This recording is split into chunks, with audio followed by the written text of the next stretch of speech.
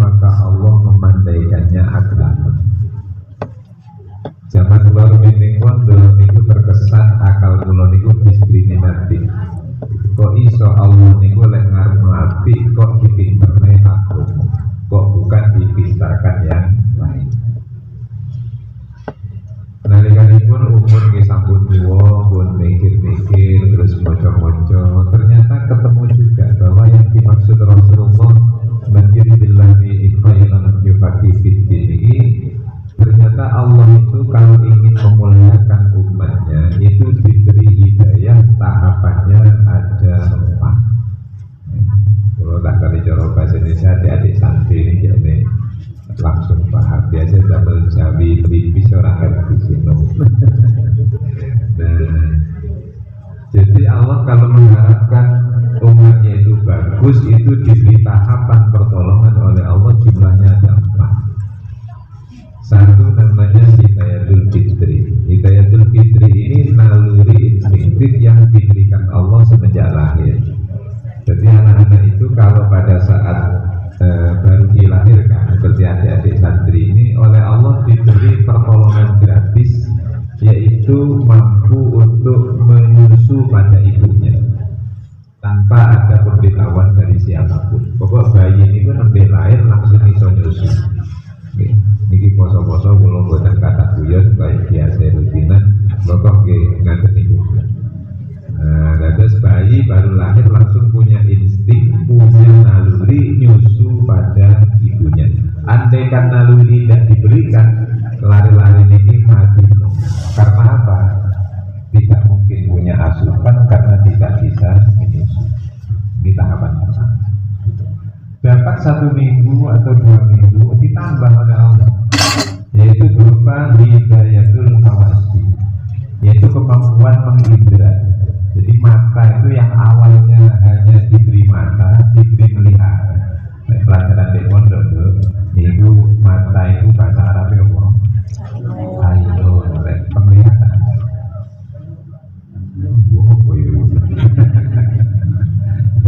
Jadi mata itu adik-adik santri tangan bahasa Arabnya apa? Ayo. Kalau penglihatan, penglihatan bukan. Kandani penglihatan itu basor. Jadi pada saat lahir mata ini diberikan oleh Allah tapi tidak bisa melihat, hanya matanya yang diberi. Dapat 1 minggu 2 minggu diberi tambahan basor, akhirnya bisa melihat. Nah, juga oleh Allah diberi telinga.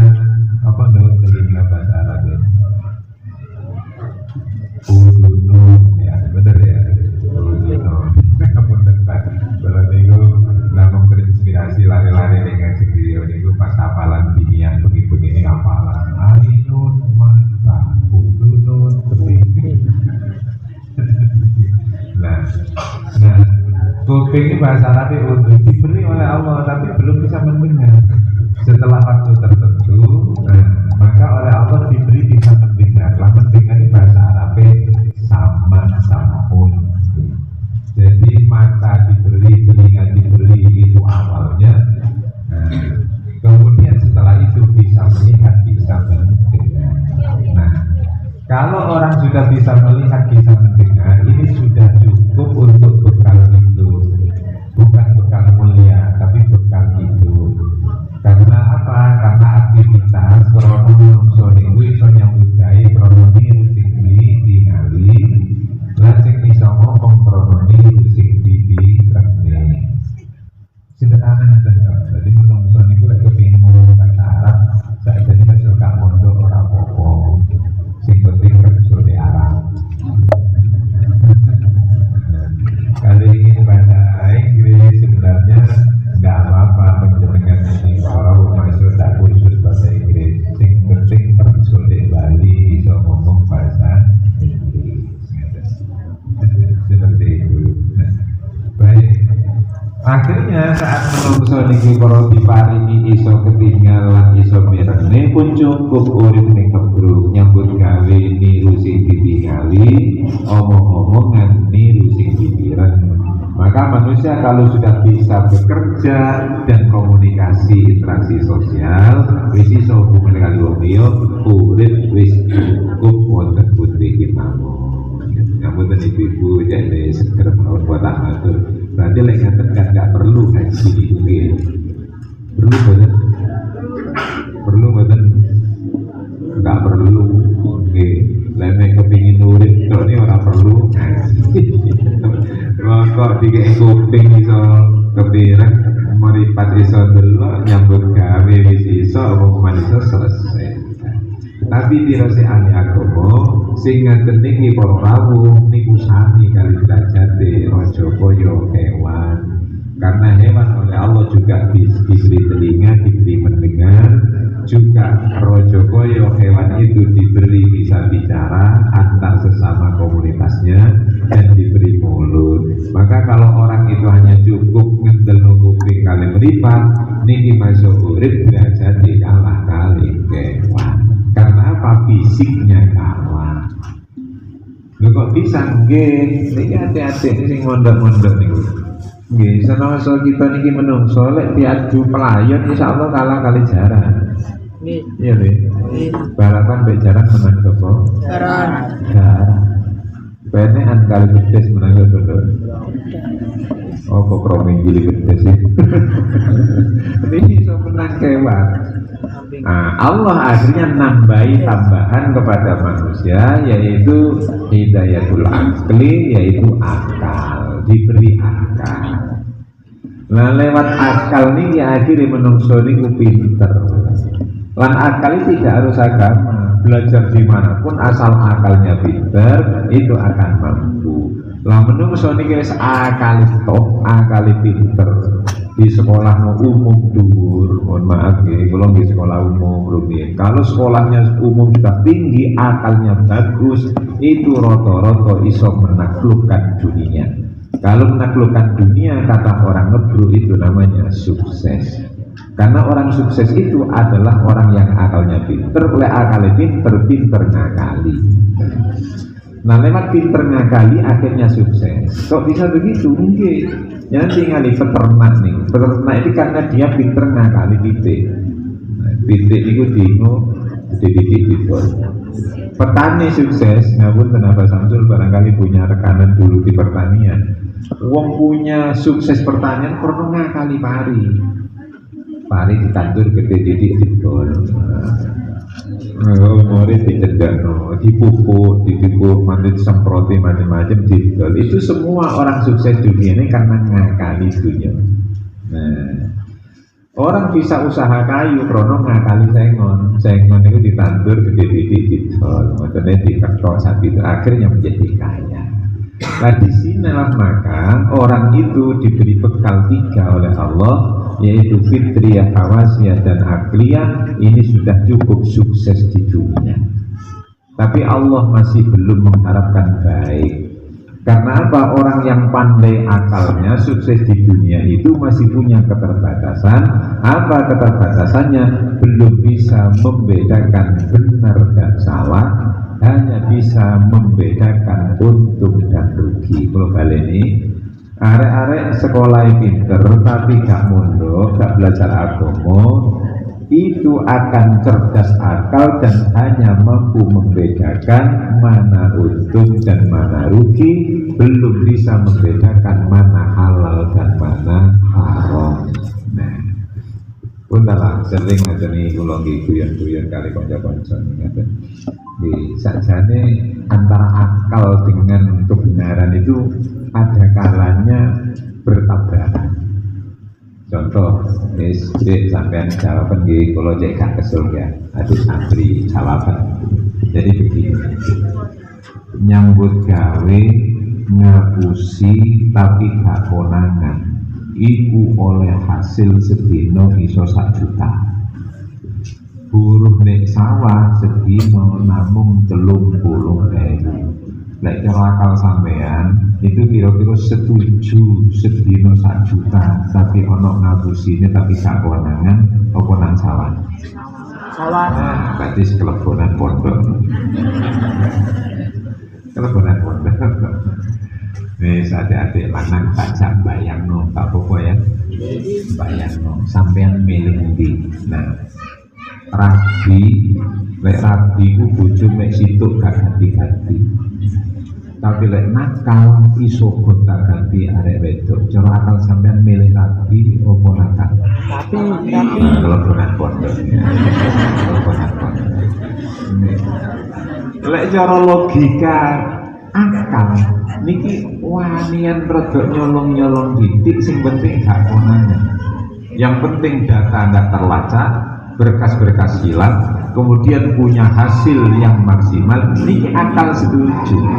Maka saya sangat tidak heran kalau ada berita kok ada orang yang bertitel bagus kemudian kok ternyata dihukum karena pekerjaannya. Karena apa? Karena logika ini menerima yang penting dari hukum ekonomi, kerja itu ringan tapi hasilnya itu maksimal.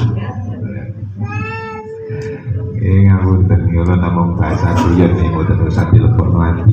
Jane cara akal. Wong lanang niku timbangane rabi kalian selingkuh niku cocokan putih. Cocokan selingkuh. Selingkuh iso gonta-ganti. Wah, mboten bosen. Lek ati kan namung niku tok. Mulai manten anyar sampai kowe panjang niku. Jadi akal membosankan. Makanya kalau ada orang kecenderungan di luar ini kok selingkuh, pancen akalnya menerima. Nih. Tapi kenapa kita kok tidak berani menerjang itu? Kok gak wani niki? Krono kula kalih jenengan niki para rawuh sampun kedisian doktrinasi agama, sampun kedisian ajaran agama bahwa mencuri itu dosa, kemudian mentit niku dosa, zina niku neraka. Akhirnya masuk akal nerimo gak wani karena itu larangan agama. Kok gak wani korupsi, gak wani ngentit karena Qur'annya wailun lil mutaffifin. Kenapa kok tidak berani zina? Karena wala taqrabuz zina. Jadi walaupun akal menerima, akhirnya gak iso boten bakal ngelampaui karena takut dengan agama. Ini akhirnya Allah memberinya dengan hidayah keempat, namanya hidayatul Quran, petunjuk agama, petunjuk Al-Quran. Maka Nabi bersabda, barang siapa Allah mengendaki baik, maka orang itu dipandaikan agama. Nah, ketemu dia sendiri. Nah, wong lek wis pinter agama temenan, niki bakal iso bedakno pundi halal dan haram, mana dosa dan tidak dosa, tidak hanya berpikir mana untung dan mana rugi. Lah milo panjenengan sampun tepat pilihannya niki sekolah PMI wonten ngriki diaslamaken teng pondok ngriki. Ngoten niki para rawuh. Nggih, lek cara akal sakjane arek-arek iki wani digawa mulih, kena dicak rewang-rewang ngarit tak masak. Lala aku di pondokno barang niku lho, jenengan putra-putra jenengan piyambak di pondokno gak mulih-mulih. Yo biayai, yo ngerepoti, sak piturutipun para rawuh, mbek omah niku malih sepi, kanggo uwong. Sinten sing anak ini iki cara akal lega di pondok? Ndak ada. Anak-anak juga gitu. Ngapunten, saya hanya bertanya eto-etoan mawon. Sakjane lek cara pemilih ngono dulit nek omah mbek pondok iku kerasanan dhewe. Nah, wis kelempungan di pondok. Asline sepedaan di omah merono iso meneng-meneng ngadeg ngalem-ngalem nang wong tuwa, dek pondok diuprak-uprak tangine diatur sak piturute. Nggih, syukur alhamdulillah Pak Samsul ini punya progres yang baru, pondoknya dielitkan.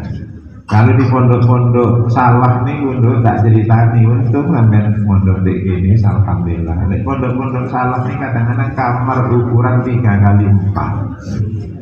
Ini ngapunten niki nembe arek-arek ini langsung nang Jawa Tengah. Terus cerita, nah, ponakan kula bahas di salam kersarang nang Mbah Maimun. Apa oleh? Niku oleh kamar ning dhuwur ngaten. Terus kamar niku 3x4 isine 50. Kamar 3x4 diisi santri 50. Jadi gak iso turu di kamar nih, turu di emper-emper ngaten. Jadi kamar hanya tempatnya. Lu ngaten cara diken milih di omah suwane di omah. Kenapa kita kok memilih di pondok? Karena yakin kalau kita di rumah mungkin bisa pinter dalam ilmu masyarakat, tapi tidak akan mampu secara detail, secara rinci membedakan mana yang benar dan mana yang tidak benar, putih haram, putih halal.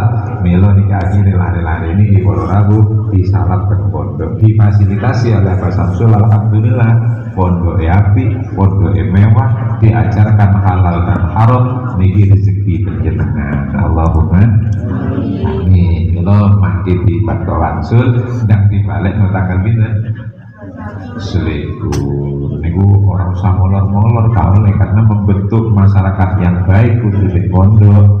Tanggal selingkuh Wangsul nggih kudu Wangsul balik keriji. Kok sih kerasanan di omah kabeh wong mesti kerasanan di omah. Kenapa kita kok pesantren? Karena kita yakin di pesantren diajarkan halal dan haram. Allahumma oh, itu satu poin pelajaran. Masih ada waktu kurang lebih sekitar 15 menit kalau tambahi poin yang kedua. Nah, bedanya pun kita sedaya mondokne anak kalian kos-kosan asrama. Ini gua ada beda. Bedanya di mana ngeten?